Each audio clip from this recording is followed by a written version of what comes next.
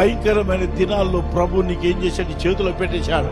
అన్యాయము చేయవాడిని, అన్యాయము చేయని ఆ దుర్మార్గుణ్ణి నువ్వు 90 కాదు 190 వేసుకో, ఏం పర్వాలేదు, ఉండు.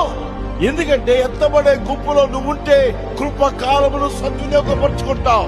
విత్తబడే, విడిచిపెట్టబడే, త్రోసివేయబడే, నరకానికి వెళ్లే జీవితంలో నువ్వుంటే ఈ వాక్యము నీకు ఎక్కడే కానీ కొంతమంది ఉన్నారు, యేసు నమ్మిన వారు, యేసు రక్తములో కడగబడిన వారు.